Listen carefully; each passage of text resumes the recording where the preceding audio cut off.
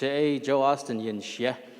Natlana nishlet to ye glini bushes chin natlana dashit she do ashi dashanale. So I'm a mutt. My mom is Dakota, South Dakota Day Naga.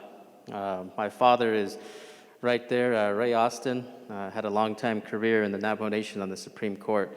So I usually like to present before my father because he's a lot better presenter than I am. So I get to have a moment of fame for a bit, and then he gets up and everybody forgets my name. So I'm Ray Austin's son. So anyway, let's get down to it.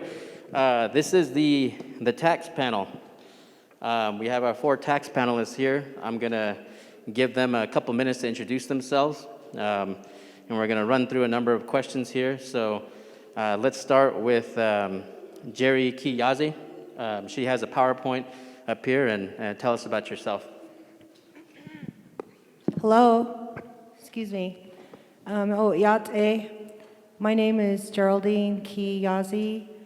She am Hanoatni, Aro Hanoatni Bashichin, Tachitni Dashache, Tobaha Dashanella. I currently reside in Fort Defiance, Arizona, and I sit on the office of the Navajo Tax Commission as a commissioner. I'm also self-employed as a business owner, small business owner, Navajo woman business owner, if you will. And I understand many of the challenges that were discussed this morning and also the multiple opportunities. So thank you for having me.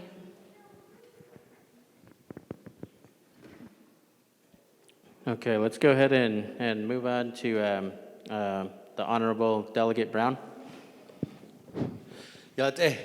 Mr. Austin, Ado Edo Shidne, Hehe Quegi, Ado Shidage, Shea, Tropahan, Shlo, look up Bashichin, Kiani Dashiche, Ado Azatlandashanala, Ado the Nebanal, Ke Aja, Shanan Neshish, Nele, Chilchimbi, Troha Hotso, Ado Dana Hotso, Ado Twidanishe, Aja Shidne, Anan Neshaninla, Koba Hehensen, and need a dish eat in the budget and finance.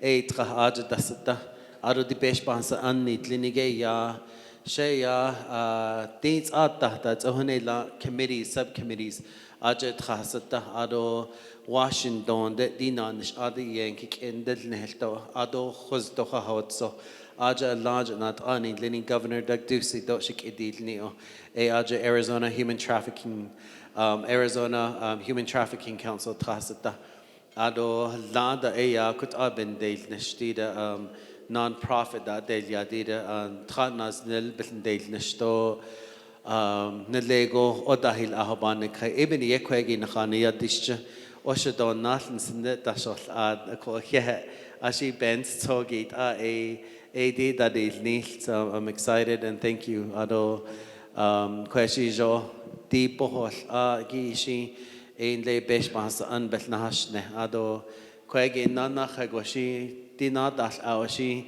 la dan kin nahasil trando le jodin beshpas anitlini we need a lot of this knowledge also so do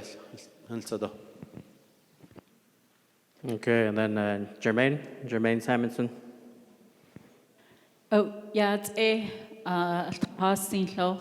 Ado Kodo Alto Shadol Ado Germaine Simonson Dashajin Shishidin and Shledot Lizatlana Bashishin Sadashkiji Dashnaldo Kia Ani Dashache Ado Sehaske Bek it has son Zilmahajil Washidahne Ado a Kaya Hahot Kodal Yego Benito Sharan Koho Shamasan Kita Hotel Kaya Biji Hallo ya Isha Hadada Hotel Dehanziho Kaya Stop Benandni Dolly Hala Hinago at Ejno Okotel Hotel Bejit Hadzi Ado Shin Zilsa Dot Beda Hanosen do Hard Rock Shin Hotel Beda Hanosen Ko Ado Nasha Ado Bashil Hodjon Hotel Natin Yi Agi do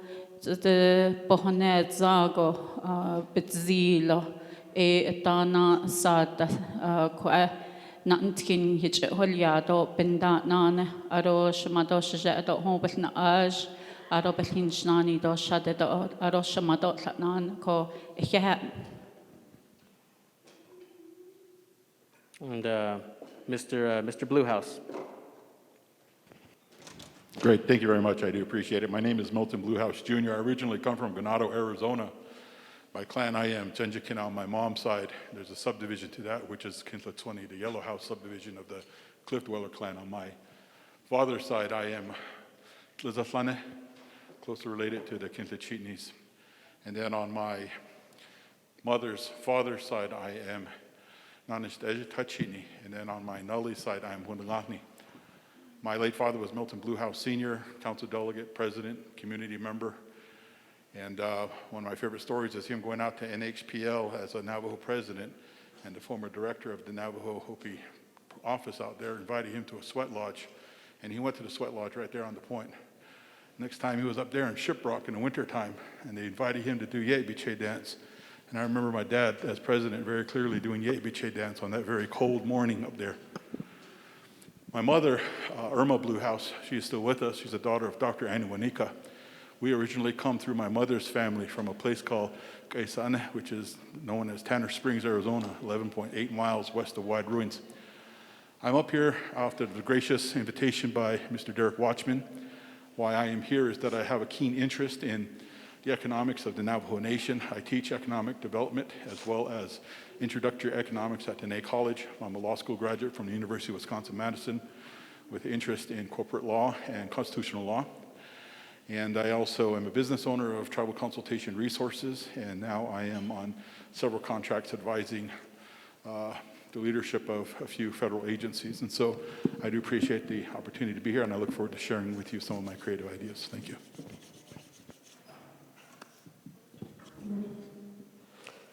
Okay, I know last time we had some issues with people at the back. They weren't able to hear. For those of you in the back, can you hear the panelists? You good? Okay, awesome. So panelists, I'm going to remind you to... Talk about that slide. Oh, okay. Well, let me remind her. Okay, yeah, no problem. She's going to talk about her slides in a bit. Panelists, if you can hold your microphone close to your mouth, speak up, so we have some folks in here that are hard of hearing. So that way they can hear what we're talking about. My father is using a hearing aid that transcribes some of the words, so if you can speak up for the benefit of those who are hard of hearing, we'd appreciate it. We have a quick slideshow from Geri Kee-Yazzie. She's going to inform us about the Navajo Tax Commission before we jump right into it.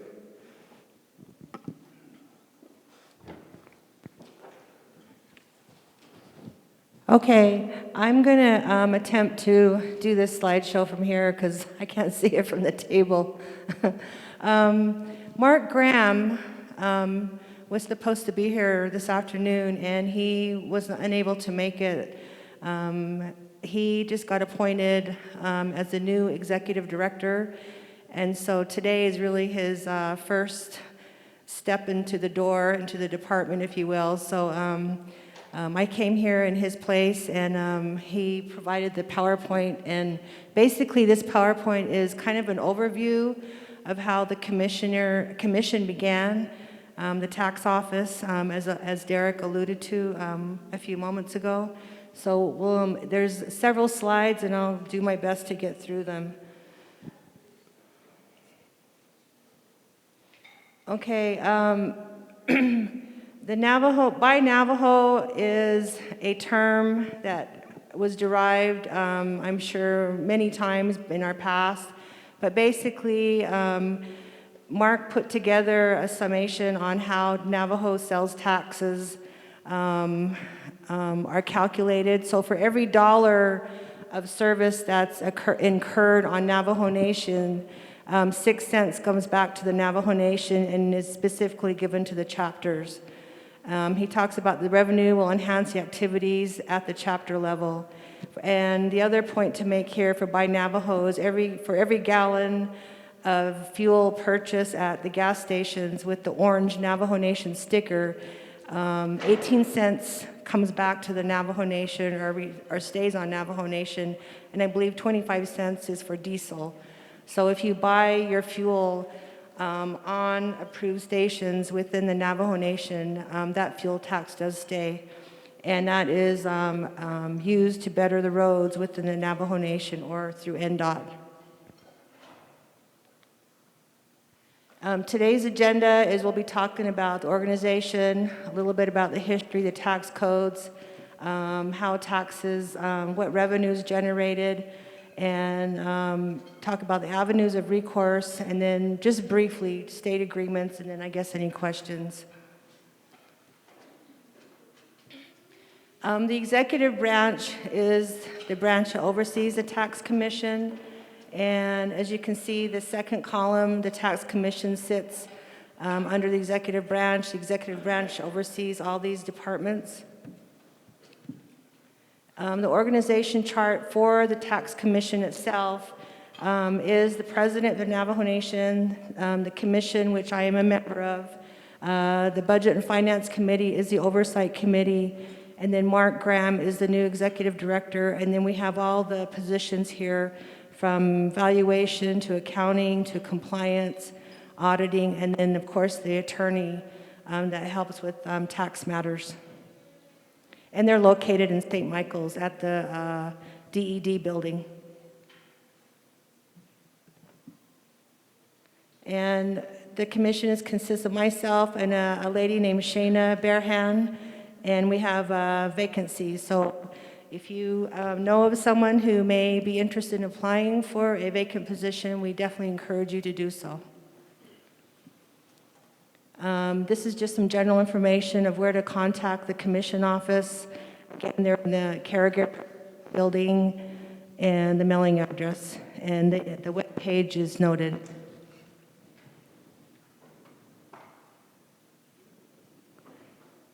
The history of the Navajo Nation Tax Commission, Derek Watchman did allude to it earlier, but it was basically established in 1978 with the pit tax and the bat tax.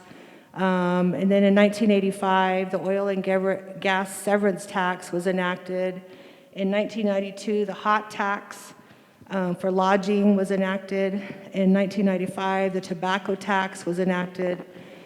In 1999, the fuel tax was enacted, and then 2001, it looks like it was, the actual tax went into effect, and I think the first rate was at 3%.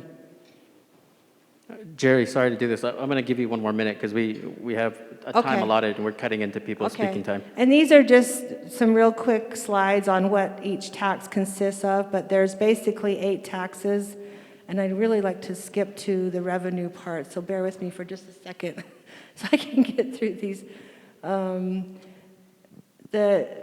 Of all the 8 taxes, you'll be able to see that over the last 10 years or so, the revenue generated from these taxes is, I want to say, about $109 to $110 million per year. And right here, here's one right here.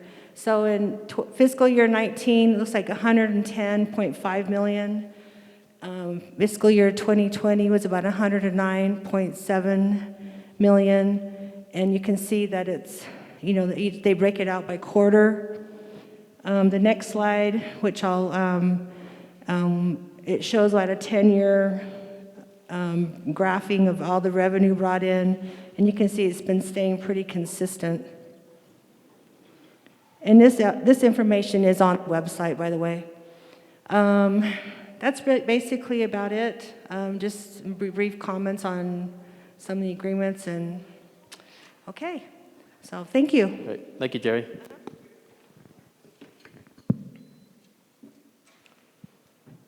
Okay, let's go ahead and start with some of the questions for our panelists here.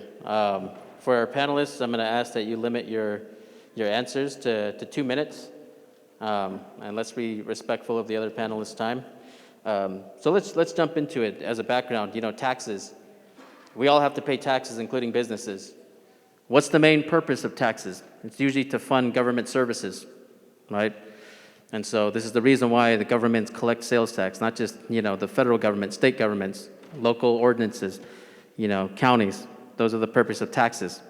And so that's what we're discussing here, is the authority of the Tax Commission and imposing certain amount of taxes on businesses. And so I'd like to start with Germaine. The first question, when you're running a business in the Navajo Nation, there are a few things that you should be aware of. Number one is the Form 100. We're all aware of the Form 100 when you start a business. You have to file that annually, hopefully. And the type of taxes that you're liable for. We have the sales tax and the junk food tax, as Jerry was talking about earlier, and the tax rate. When we're talking about sales tax, well, what's the rate of the tax? Navajo Nation, it's 6%. And so your annual filing requirements as well. Now, where do business owners go to find out information about their tax obligations? And Germaine, you run a business. You've been dealing with the Tax Commission, and as a business, where do you go to learn about information like that? Is there some kind of website available, and how easily accessible is it to find out information about your tax obligations? So the tax obligation is when you go and sign up with the Tax Commission. That information is provided to you, as well as the forms that should be submitted quarterly. And so those are, that is information and instructions given, and they're, that you can go into the office or the building there in Window Rock, and they also have a website.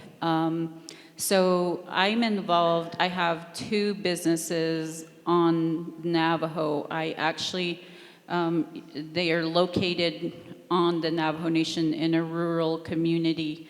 And so it's extremely difficult to have to interact and submit these forms in a timely manner when the only way that it can be received is an original document. I live 35 miles away from a post office, so it's not always easy.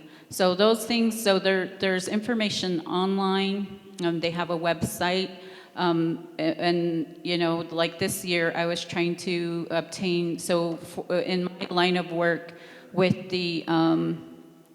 this convenience store or a small grocery store, I also have to submit a fuel excise tax application, and that was not something I could easily find right off the page, the front page, or right at the beginning of the website. So then I had to ask, where is 2022 FET application? And so I had to click on something else again, and then in there was the 2022. So it takes, there's some forms and information that you do have to take time to look for, or call the office and ask for help in finding those forms. Thank you.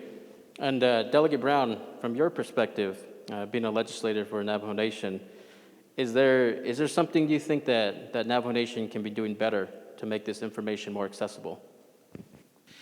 Yeah. One of my colleagues last term, it was my first term in the 23rd Council, I sat on the Health, Education, Human Services Committee, so we were oversight over all the grant schools, the IHS, and one of his recommendation was, if you want anything done to change a policy to influence and to get the attorneys involved from DOJ and Council Delegates, Legal Counsel, Division Directors, Executive Branch, was to drop a legislation. So I think with what I'm hearing from last night from your presentation, and with these taxes, give us your recommendation, and we can draft a legislation. And there's 4 different committees on the Navajo Nation. I sit on the Budget and Finance Committee. Then there's Resource and Development. There's Health, Education, Human Services, and there's Law and Order Committee. And some of these legislations will only go as far as Nabik-Iatiat, not all the way to the council. But that would be my recommendation, is give us your work. All of you are business owners, nonprofits, different departments. I'm glad that our economist is here, and that's how we can affect change on the Navajo Nation. Right now, just sitting here from last night to right now, and I will not be ashamed to say that, speaking for myself as a legislature, a lot of this information, and just also mind you that we as legislatures don't have a specific just one duty. We are dealing with, with the wind and the lack of water, hay, economic development, chapter projects, roads, and our Navajo Nation's really slow. So I would say, please provide us your information. The best way to do it also is take a couple delegates, maybe 2 or 3, and invite them or meet them out here and start a conversation. If you try to go directly to a committee or a Nabik Iet or council, we will be going in circles. Small bite sizes, like at this table, that amount of people, and provide that education to the legislatures. That's what I found is most effective. Yeah. Great, thank you. And then Geri, as a representative of the Tax Commission, let's assume we have some people in here who are looking to start a business, and they're looking to find out their tax obligations. What's your recommendation to them? Where can they go to find out information about their tax obligations and maintaining a good standing with the Tax Commission? Oh, yeah. The commission has a webpage, which was noted on the slide, and I'm more than happy to share that. But as a business owner myself, I have comments. It is difficult to note that the system currently is not online to redo your reporting and your payments. And I too have difficulty, as our my co-panelists here noted. So, and as a commissioner, I welcome the comments, and I plan to take that feedback back to Mark and the team and the staff and have some discussions. It's been a while since we've had meetings. They've had, no solid leadership in that department since about a year ago. So with Mark Graham being appointed, I feel like we're going to make some headway. He's very familiar with Navajo taxation and taxation in general in Indian country. So, your comments certainly today are going to be noted. So right now, all I can tell you right now is to share. I can share the web page, and that's the latest we have right now. Thank you. Great, thank you, Geri. And Mr. Bluehouse, what's your take on this? Your experience with the Navajo Nation Tax Commission? Is there something that can be done better? Is this information easily accessible? Well, thank you. I'd like to take a much broader approach to the conversation. Now, if we're talking about taxes in Navajo Nation, one of the things that we should be worried about are the impacts on everyday Navajo people. I mentioned this story about my father doing Yeviche dance up there in Shiprock back in October of 1998, and then also doing Sweat Lodge out there by Tadaltoi. I come from a family where we come from the grassroots people.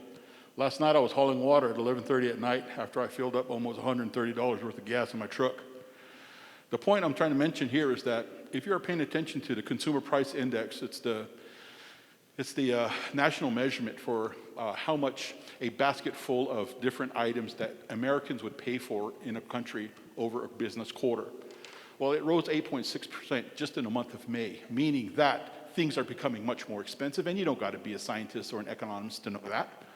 We know that by paying higher prices, and if you've been buying groceries for your family throughout the pandemic, you've seen how much those grocery prices go up and down, up and down, up and down. Well, lately they've been going up. What I'm thinking about is this. Mr. Brown asked for a recommendation. Here's a recommendation. Get rid of that regressive tax on groceries. The regressive tax on groceries hit the most neediest and the most impoverished in our communities hardest. Knock that out. But the problem is, if you knock out that grocery sales tax, you're leaving a hole in the tax revenue for the Navajo Nation. Where do you plug that at? Well, the thing there is that every time you talk about taxes, it's going to be a give and take. And every time you're going to be giving to, tax reductions, cutting taxes out, you're going to be taking from revenue generation, which puts politicians in a really tough spot because no politician in the right mind, especially during an election cycle, wants to impose an income tax on tribal incomes. But you know what? That's probably where it needs to go. And how do you handle that situation knowing that a majority, I believe, over 20,000 households make less than $25,000 a year across the Navajo Nation? You got to have it as a progressive tax, meaning that it got to be structured based on how much money employees make. The higher you make, the more you pay. Division directors, you got to pay the chunk of money. People out there making $18,000 to $25,000 a year, probably going to pay less than a progressive tax structure. But that's one way to plug the hole. Is a politician going to do it? Probably not. Why? Anytime you go out into the communities and say, I'm going to be creating and raising a tax off of your income that you're making as an employee on the Navajo Nation, you're going to vote for me? Probably not. Because the other guy's going to say, I oppose that, you're going to vote for him. The thing about Navajo Nation tax policy is that there's always going to be a give and take. But in that conversation, you must always look out for those most in need in our communities. And so restructuring the conversation here is, what does a Navajo tax policy look like across the board if it's focusing on the single mother who is living on supplemental nutritional assistance funds, who is working her fingers to the bone, trying to find additional money throughout the day? What does that tax policy look like? If you're going to be looking at a tax policy for the Navajo Nation, then you need to be looking at this idea of incentivizing businesses to come onto the Navajo Nation by decreasing the tax burden that they would receive on the Navajo Nation. And so one way to look at this is that if you were able to create Navajo leadership with the ingenuity, creativity, and guts to go out, identify what those federal resources are within the Department of Interior, Treasury, and whatever else have you out there, incentivizing private sector corporations to relocate onto the Navajo Nation for manufacturing. Think Raytheon, think General Dynamics, 1965 to 1978, the development of Department of Defense contracts, the employment of 500 people out there. Now, the thing I'm trying to tell you is that you might want to incentivize businesses locating on the Navajo Nation, but the thing about it is that you're going to recover those taxes that you've lowered as a lure for corporations onto the Navajo Nation through the expenditures of payrolls from Navajo people shopping on the Navajo Nation and paying the sales tax. And there's some really crazy stuff out there when you think about what you want to develop as a nation. Now, one of the most fundamental things about being a sovereign nation, Mr. Bluehouse, I'm going to have tax to cut you yourself. off at some point. I mean, you're getting into some of the other questions, so you'll have time to comment on it. But we appreciate your comments.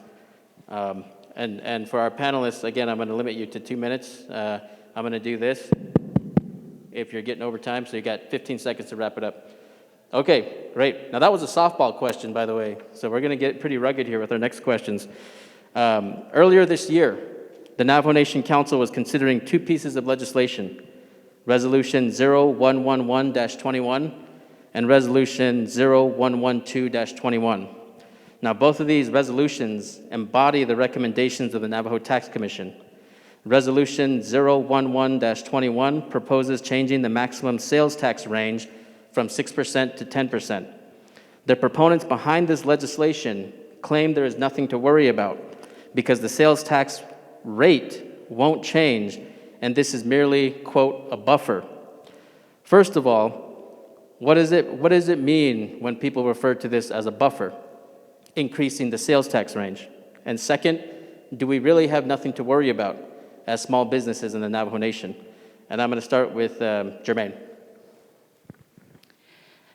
So that piece of legislation does concern me, and just to kind of lay the groundwork, and I wish I had more time, but my thoughts on taxation really is, as Mr. Austin alluded to this morning, that Navajo way of thinking, Diné etchin sahakes, shamado shja e nantlka do depenin do etle. And I'm going to say tonight, since we're in a place of gambling, that I'm going to bet, I don't know if I should, I'm going to bet a high dollar amount that at least each one of our potential candidates is going to use "akwitjit ego," and I cringe when I hear that word from leadership. I'm sorry, because having 2 businesses on the Navajo Nation has really been the hardest job I've ever done. And I continue to share my story. But going back to taxation, to me, taxation to me personally is the Navajo Nation government holding their hand out and saying, ha, wishte peso, nshin nishiki, sato wishte shana. I get it that we collect this money from the customers, but still, I'm doing all the work. Now, what are you going to give me in exchange? Nishehait el shika anandiedo, kwedo datilni peso shana ashidano. Shehani edo, kehasht ide aka anashwada. I help families, I help people, I put my brother through college. I do those things. That's my tax payment directly to the person. So that legislation does concern me because oftentimes grandma will come into the store with just $5 and her, dollar amount might be $5.20. I just hand her the product because the tax amount has gone to $5.20. So Thank you, Germaine. And Delegate Brown, what's your take on this? Number one, what do they mean? I've heard the council meeting in the winter session. They talked about a buffer. Can you explain to the folks here in the room what is meant by a buffer and increasing the sales tax range? And do businesses have nothing to worry about?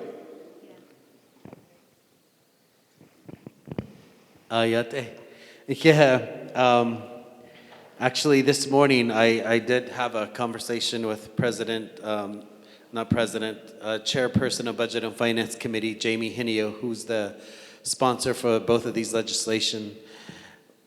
With the direction from Diné Chambers of Commerce, we do get a lot of text messages and we do get resolutions and comments that are on the legislation. We as legislatures do read those.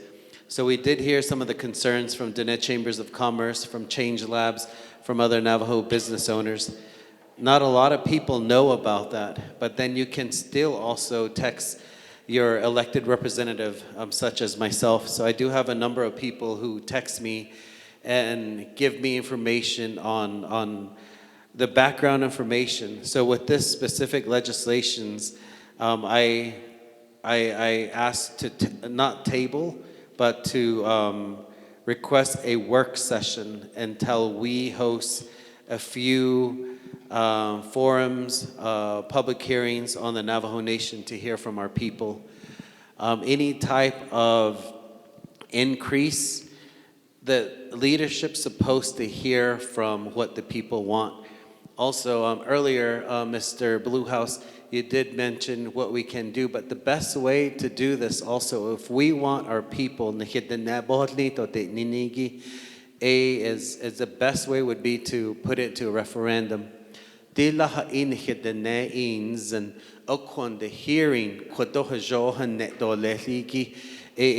what we have to make sure that we set these up throughout. Like right now, this evening, there's going to be hearing in Kayenta.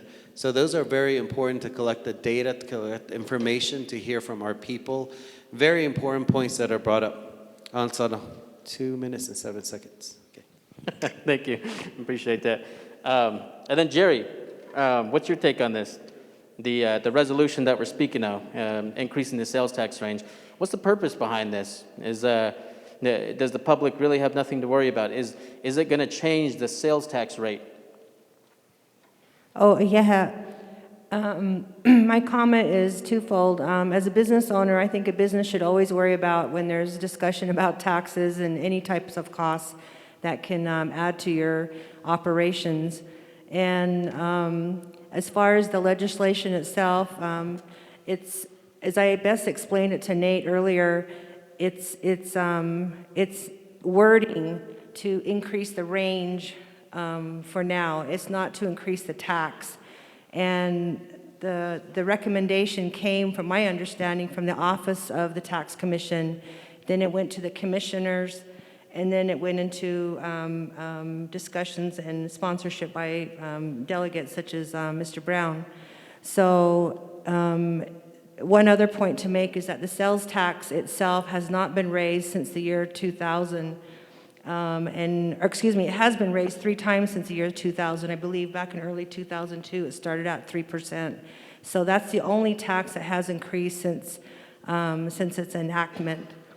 As far as the buffer, I think that's a word that probably should not be used in the terms of this type of legislation. But again, it's just an increase in range, but the actual tax rate will not be increased until council takes that, into further action. And again, I think the people such as us, even business owners, should be a part of that discussion and decision. Thank you. And Mr. Bluehouse, what's your take on the legislation? Well, let me tell you, there are over 40,526 households that receive less than $10,000 a year. If you want to raise that measurement up to less than $25,000 a year, that's over 80,000 households. And the largest population on the Navajo Nation that lives in poverty range from ages 25 to about 64. But based on that information, the most hardest hit, based on the data we received from DED in their strategic planning, is that our grandmothers, ages 55 to 64, 65 to 74, and 75 and over, are the largest population of indigenous Navajo women living in poverty across the Navajo Nation. When you look at the per capita income of Navajo people across the board, that's $12,000 a year. Now, if you're going to raise your sales taxes to 10%, you heard it most. But in addition to that, Scottsdale, who's been to Scottsdale, Arizona, been down those beautiful streets and everything, you know what their sales tax is down there? 8.05%. What about Santa Fe? 8.4%. Navajo Nation is talking about 10% sales tax increase here, the allowability for that. Good luck. That's not going to happen without hurting Navajo people. And if it's going to be left up to the council for them to adjust that language for a 10% increase, it's going to be DOA, dead on arrival. Ain't nobody going to touch that in the council. No delegate's going to say, yeah, let's increase our sales tax to 10% without getting unelected. What we need to do here is be more strategic about it. Look at the tobacco tax. Raise that up. Increase people's health by making it a disincentive to smoke because they're paying more taxes for cigarettes. Look at the candy tax. Raise that one up as well. Look at the industries can't afford a tax increase, like oil and gas. What is oil now? Over $110 a barrel today trading? They can afford a tax increase. Not us who are buying stuff, which, by the way, is already being sold on an elevated price scale on the Navajo Nation as opposed to off the reservation. What cracks me up is that I can go to Flagstaff and I can go to Whole Foods, the rich people's grocery store, buy the same amount of groceries for the same amount of money that I would buy at Lowe's in Burnside, Arizona. Isn't that weird? I can get healthier food, organically grown, at the rich white people's grocery store in Flagstaff for the same amount and the same price that I would get at Lowe's, which is not organically grown, which is unhealthy, and their selections are limited. Thank you, Mr. Bluehouse. I appreciate it. Let's move on to our next question, and this kind of feeds off to what you were saying. The sales tax range being increased to 10%, the public is having a hard time believing that the sales tax rate is going to stay at 6% when you increase the sales tax range. And so my question to you, the panelists, is, are there any other options available in a situation like this rather than increasing the sales tax, the rate, the range? Is there any other things that the Office of the Tax Commission should be considering? And Germaine, let's start with you. So my response is really from a business owner having to remit these taxes collected to the nation. And my situation with both of my businesses, I could host a 2-day conference with you telling you about my journey and I would have a case scenario, and I would ask you to provide solutions to each of my issues, and we could spend 2 days on that alone. But here's, so for me as a business owner, what coming into business and deciding to start business on the Navajo Nation, what I would like, and I would like this for future business owners, is you need to give at least like a 5-year development period for a new business owner to come in and to learn about these processes. And because majority of us small business owners are really bootstrapping, meaning we are using our own capital. We don't have business loans. We're using our own capital to start business. So we really are doing with what we have. And in my case, I'm in a dilapidated building that the Navajo Nation says is theirs, but will not repair in any way. So that's where the tax dollars are going. And so just a lot of issues. And I think if you're going to attract new business, small Navajo-owned businesses, they really need a development period to get their feet wet, because I think majority of small business owners don't absolutely go to business school. I've never been to business school. So I come in because I want to provide a service to people. That's my, that's my passion, and that's how I came into this, and I bet majority of them do. Thank you, Germaine. And Delegate Brown, what's your take on it? Yeah. Any Quaggy the tax commissioner, and the only thing, just lost the slide, that's not taxed currently on the Navajo Nation is how property, vehicles, let me look for it. Oh, right here. Personal property, home site leases, auto grazing permit, vehicles, purchase and registration on the Navajo Nation, auto income, personal and corporate. That's the only remaining things that we have not taxed. But I think one of the conversations that we had this morning also was, right now, this is a short-term fix with some of the current funding is the American Rescue Plan. I've been asking, and yes, we can use some of these ARPA, Physical Recovery Fund. We can use some of those, so that's a very short term. But Tlachiko, and I know that on Navajo, we have not tapped into the full potential of our tourism. At least Shikehest Inja, here in Western Agency, from Grand Canyon through Shanto, Antelope, Slot Canyon, Monument Valley, and Quegi Kut'ah. My understanding is that we are losing out on hundreds and hundreds of millions of dollars. Loya, Sedona, then you look at Park City, then you look at Vail, Durango, even Santa Fe. And where do we sit? We sit right in the middle of it. Yen, di kwegi na nishkahatanol chaslet ninigi, dodohojo khatahajo bedil nishta. The one thing that all these very successful communities, including Moab, what is it that they don't have? They don't have us. What is it that the world wants to experience, to eat, hear, taste? It's nihye. Khish ol yedan ne. Dolado and junon ki yo ngedot eji dahalonda. And how do we fix that? And this is where I really want to express my appreciation to Kayenta Township. Kayenta Township has been thinking outside the box. Even collecting the tax that they do has been beautifying our community. So when yesterday when I was driving, even the intersection, it's beautiful, right? And I know that our people that work there pick up trash on a regular basis, and even paying for a transfer station. So right now, I think making Navajo Nation more beautiful and having more accessibility to bike packing. One of our very own, John Yazzie, I'm sure I'm out of time, but all these Navajo people are very passionate, including an employee from here who's passionate about telling Navajo stories on a Harley Davidson motorcycle. We need to incentivize them, bring them, and tell them, hey, let's go help you. How do we expedite this application? How do we not charge you? Hajol set up first.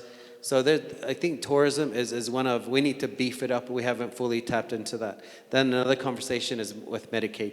Yeah. Thank you, Delegate Brown. And Geri, what's your opinion? Are there any other options available in a situation like this instead of raising the sales tax rate? Yeah, there's always options, but I think for myself as a business owner, I too agree with my panel, and I think a majority of the folks within this building that raising the sales tax is probably at the kind of the bottom level because of all the challenges that we face as Diné people. So we certainly have to expand our wisdom and our explore options.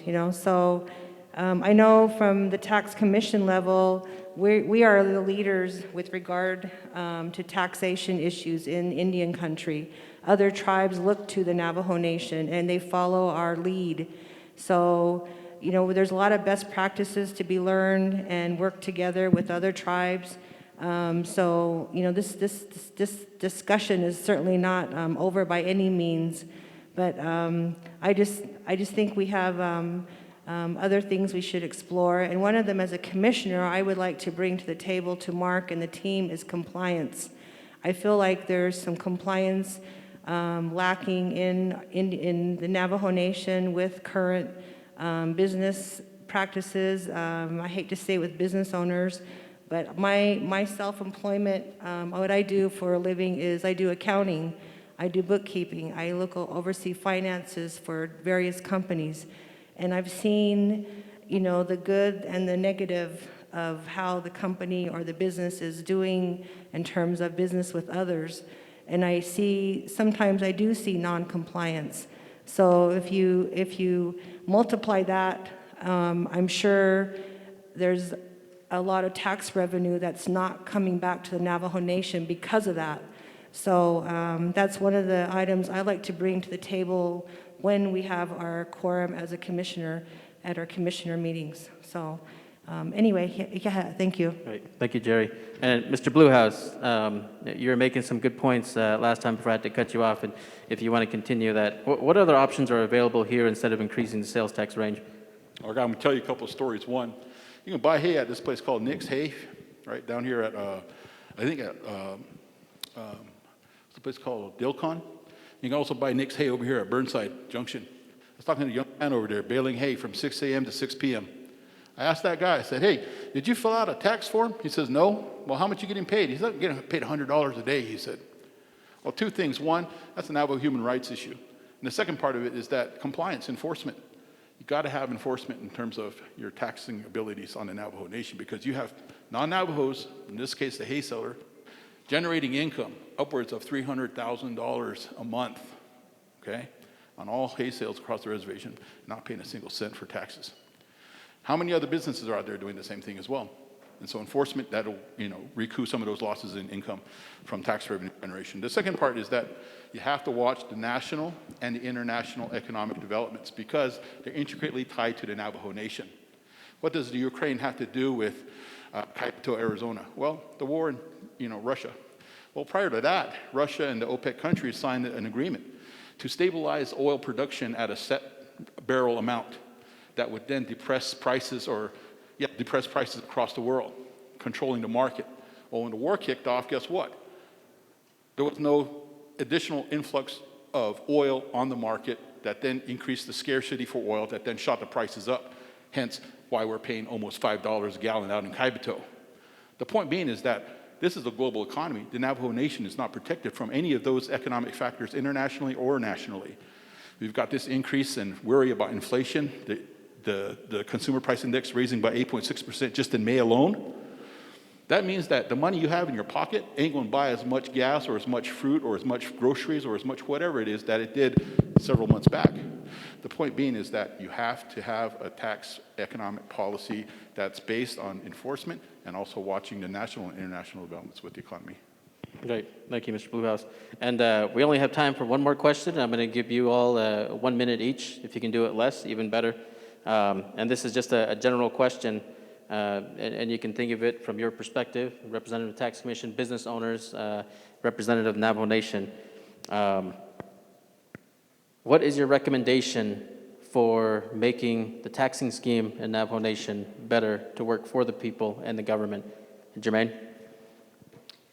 Again, just going back to my recommendation, I think as a small business owner, I would like to see, the nation really, the last few years, I've been sharing my story with them over and over and just really asking them to hear me out. Let me tell you what it's like. It's great you can create all these regulations and say that people should be paying this many and should be taxed at this amount. But can you please understand the conditions that we are under while conducting business? Can you please understand that we do not have all the supports that are needed to run a business? I own a transport company. I travel 120 miles one way for maintenance and tires. Can you please understand how hard and how difficult that is versus somebody who does business in the city, right? So please take the time to learn what it is, what actual small business owners do in rural Navajo. Thank you, Germaine. And Delegate Brown, your opinion as a representative of Navajo Nation, you deal with legislation all the time. What's your opinion? How can we make this system work for business owners, individuals, and the Navajo Nation? I would say, streamlining the process, and I think that's what I'm hearing a lot this morning.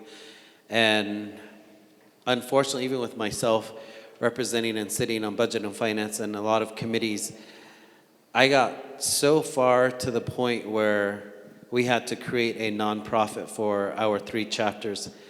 We're called Nahatzilid Initiative. So we have a website, it's nahatzilid.org, and you'll see just within a matter of a year, we secured over $4 million. And with $4 million, we have hired 2 young college students one is from Chilchimbito, and we also hired a project manager from Denahoto. We just did an interview 3 weeks ago, and we're designing the next family's house. So these are not just ideas, Diné. This is what I think, and that's what I like about this group is with the Navajo entrepreneurs here, you are doing the work. The frustration that I have with the nation, we had to create a nonprofit, and now we're going into thriving mode. And with all your prayers, we might secure another NAI National Telecommunication grant for over $6 million.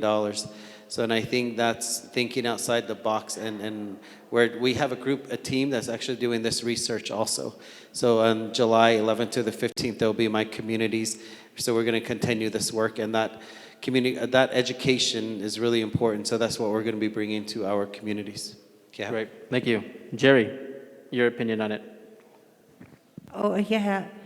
Mr. Graham does plan to meet with the Navajo Nation Council and discuss the present situation with the office meaning the Tax Commission office, and also the commissioners. He wants to discuss the taxes that's, pending for that legislation 111 and 112. He wants to talk about the revenue distribution and any other proposed amendments. So I think from the commissioner standpoint, this whole forum here is going to be, I'm going to report back to him on some of the all the comments and the discussions. Hopefully I'll encourage him to watch the video, the YouTube video, so he can actually see and hear what's being discussed here today. I feel really strong that Mr. Graham is a very neutral person, and he will take into consideration and act positively on behalf of what the people want, what we all want as business owners. So I feel pretty confident on that. So all I can say is that we all have to work to make this better. So thank you. Thank you, Jerry. And Mr. Bluehouse, you have the last final word, 1 minute. Thank you very much. And so the Navajo Nation, income salary across the nation, every year, $1.5 billion is generated in salary. $1.5 billion every year. My suggestion is that you don't even mess with the tax code. You got to figure out a way to manage and message and control the 63 cents of that every dollar that goes on to reservation border towns. That's what they call leakage. 63 cents of every dollar is going out there to the reservation border towns. If you were to spend that 63 cents here on the Navajo Nation, that's over $630 million a year generated directly into the Navajo Nation's economy, reflecting in the tax being paid, reflecting in jobs being made, reflecting in businesses growing and diversifying. You don't even got to touch the gas code, the tax code. Find a way to reformulate the conversation in Navajo people's minds that they do not have to go to town to get things. Spend the money here. Navajo Nation economic sovereignty is spending the money here. $630 million, 63 cents out of $1.5 billion in salary generation. You got to reformulate that conversation in our minds, in our communities, and focus the spending of money back on the Navajo Nation. Great. Thank you. Let's get a round of applause for our panelists here. We want to thank you for your time. Thank you for participating in our conference.